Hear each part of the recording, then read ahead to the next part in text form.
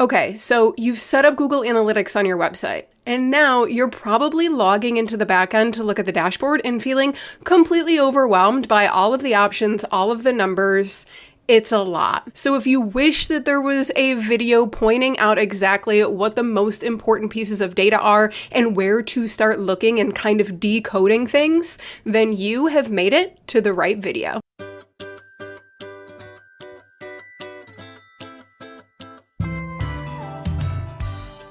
What's up, y'all? Welcome back to my channel. If you're new around here, I'm Mariah, an SEO consultant and educator for business owners over at mariahmagazine.com. And on this channel, I simplify things like SEO, websites, tech, and I dive into tools and recommendations to help you grow your online business in a way that works for you. So in today's video, we're going behind the scenes of Google Analytics. I'm going to kind of show you the things that I typically point out for clients, members of my membership, and for students in some of my digital products, because I get the question all of the time of just like, hey, I've set up Google Analytics and now I'm overwhelmed. I have no idea where to start, which data to look at. Now, I will say in this video, I'm not going over how to set up Google Analytics. If you need that tutorial, I will link that in the video description box below, but that is actually a different tutorial. And if you are looking for a more in-depth tutorial about Google Analytics, this is probably not for you. I'm trying to keep this one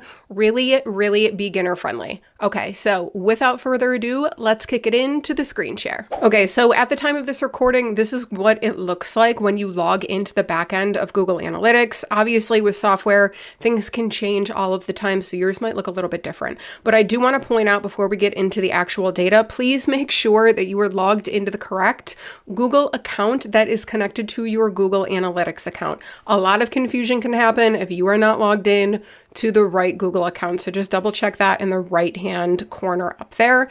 And then if you have access to a bunch of different Google Analytics account, make sure that you're looking at the right property, the right account by clicking this drop down right here and choosing the right one. So this data that we are looking at in this example is from a very old blog of mine that I literally have not posted anything on since 2019. Okay. But we can just get like a really quick glance right up here. So we have active users, how many people were on the site and were engaged, how many views, how many events happened, so how many clicks, how many scrolls, that type of thing, and then how many new users. So you can always change these things out by clicking on the different options here. To be honest, if you're new to Google Analytics, that's going to overwhelm you. So just keep it here.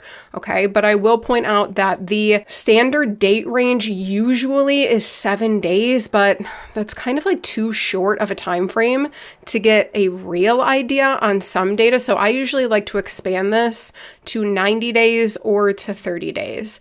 And then more recently, Google Analytics started doing this thing where like they're benchmarking stuff. So you can see like when you hover over here, it's like compared to the peer, median, and range, and like it'll put you into a certain category.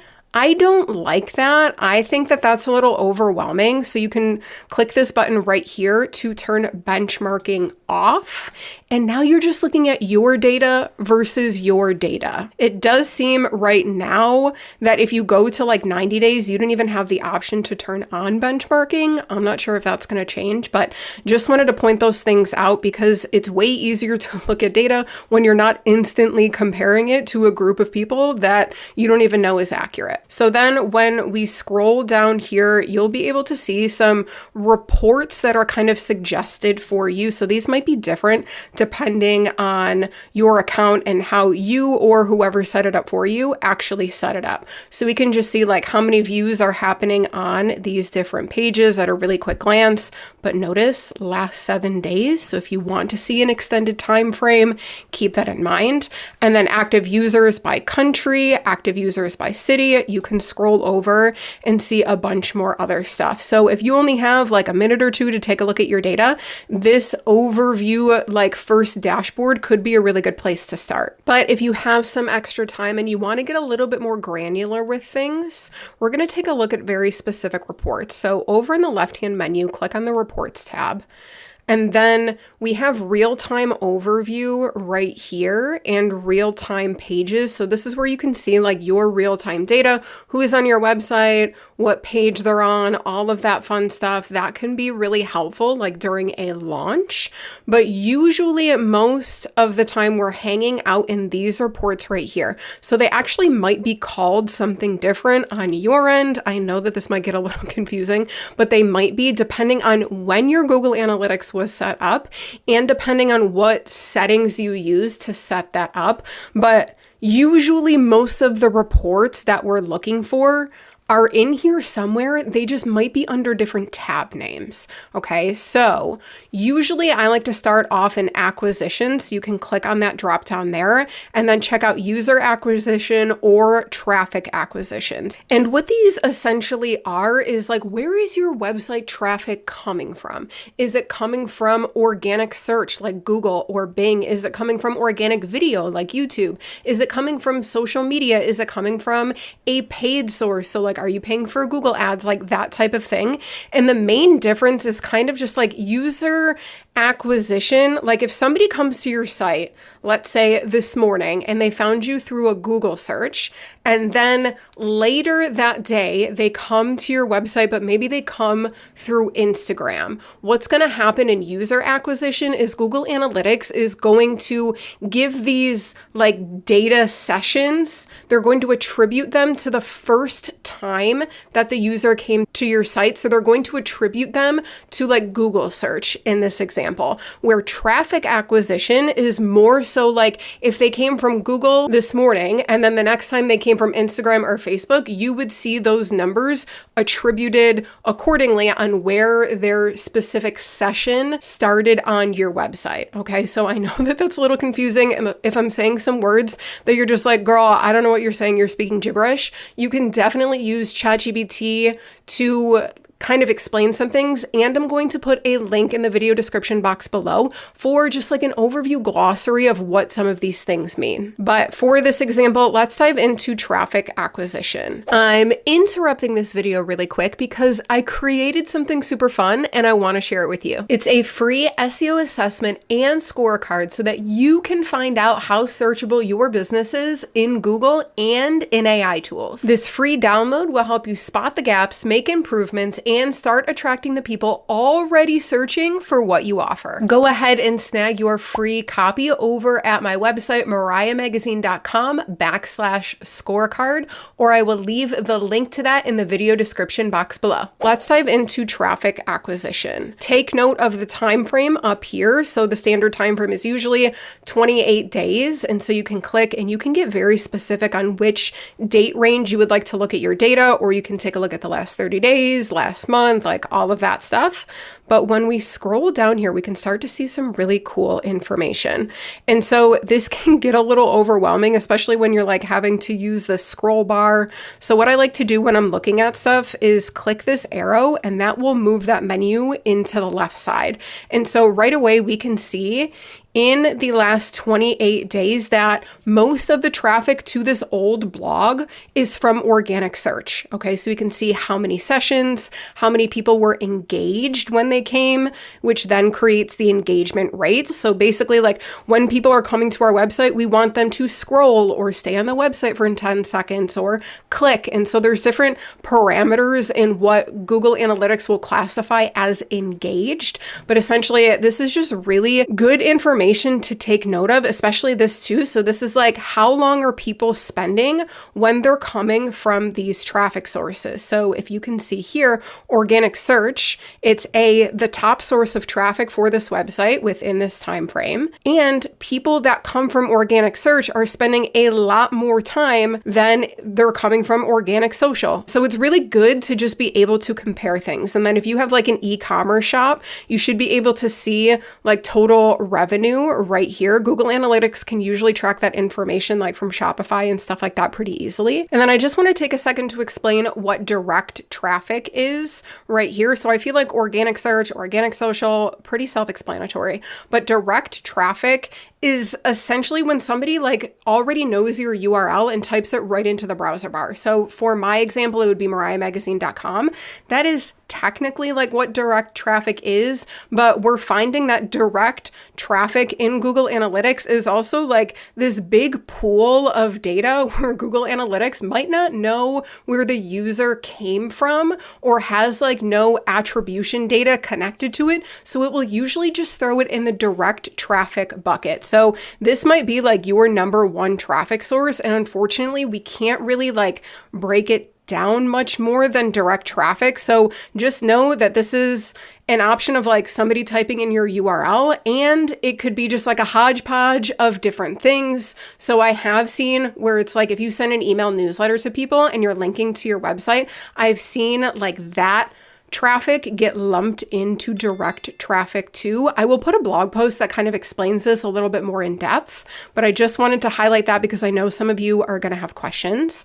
And then referral is like another website on the internet is linking back to your website. So if you're like a local med spa and let's say you did a collaboration with a local coffee shop and that coffee shop is linking back to your website and they're driving traffic back to your website, it will usually show up in the bucket of like referral traffic. So overall, right away, without doing any more clicking, this is absolutely incredible information, especially as a business owner. Because like if you're spending, let's say, a ton of time on social media, you've put all of your eggs into the social media basket, and then you come in here to Google Analytics and you're like, in the past 28 days, there have been 2 people coming to my website from social media, but you look at this and you're like, but there's been 68 people coming from organic search. This can help you make marketing decisions on like where to allocate more resources, more time, and all of that stuff. Okay, so that's why I love being able to see this.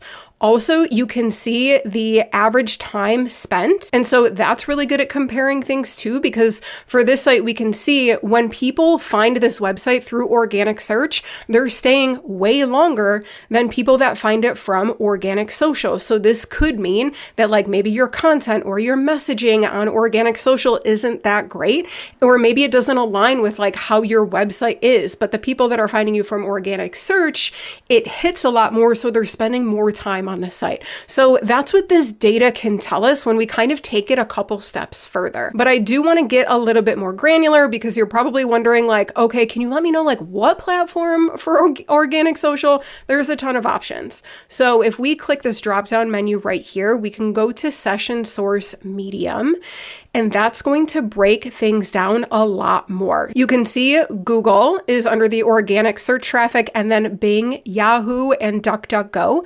So we can see data based on each one of those different search platforms. So Google's driving the most amount of traffic, but people that come from Yahoo seem to be spending a whole lot more time than people coming from Google, which is very, very interesting. Then if we keep looking, so we don't have a ton of social data in Google Analytics for this account, just because I don't really have social media profiles set up for it.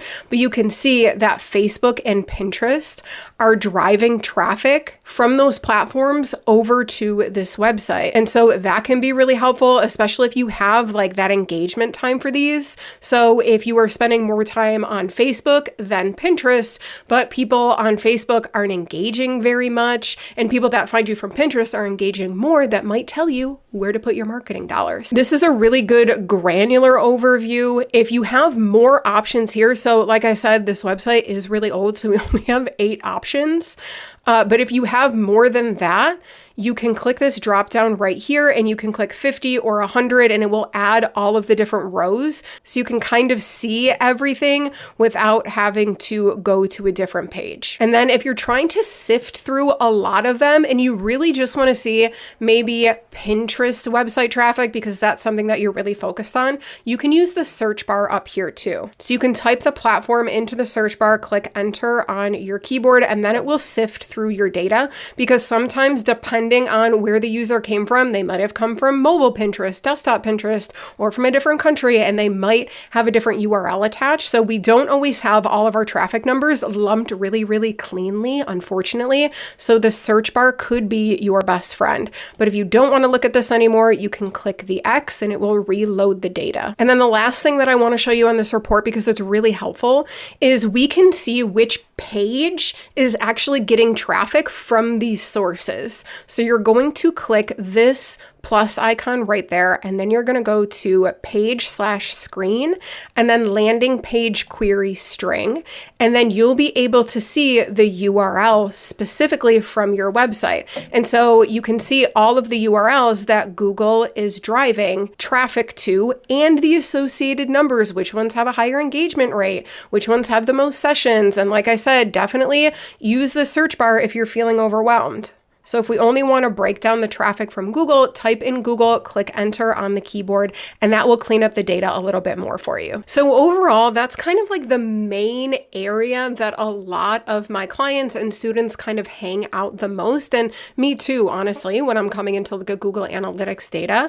But if we wanted to look at other things, you would have to pop out this menu again, and then you can start clicking around. Like the more that you click around and get familiar with the data and then use ChatGPT to be able to break down some of these so that you can understand the data a little bit better. But the more that you allow yourself to kind of explore this and dive into it, the more sense it's going to make. So you can kind of just start clicking around here. If you wanted to check out engagement metrics, we can see like an overview of what that looks like. And so you can scroll, you can always scroll. There's so many things to look at. And then events. So if you want to compare like how many people are clicking versus how many people are scrolling versus how many people are just looking at the page and not doing very much, like that type of thing. And we can also come into pages and screens here. So this is kind of like the other report, but the other report had where our people are coming from. So that traffic acquisition first, where this report just essentially has the pages. So if you just want to focus on the pages and you can look at them like this, that might be really helpful for you. Just remember, like I said, if you have a bunch of different pages to scroll through here, it can kind of be a pain in the butt. So go ahead and use this rows per page and kind of just scroll and look at all of them. So now you can compare like engagement metrics for each of the different pages or each of the different blog posts on your website. So that can be really good indicators for which content really resonates with the people that are on your website.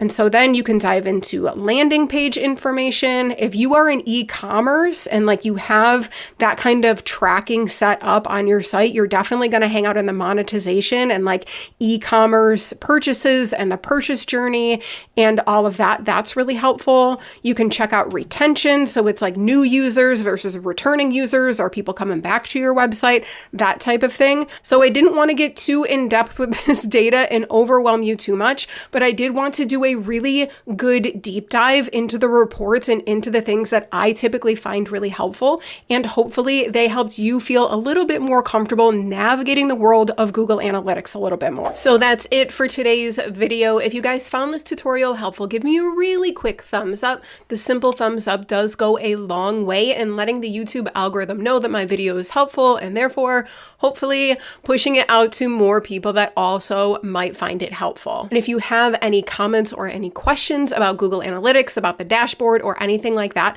definitely leave me a comment below this video. I use your comments and your feedback to inspire new ideas for the channel. And if you haven't already subscribed to the channel, what are you doing? Hit that subscribe button, turn on bell notifications, and I will see you in the next video.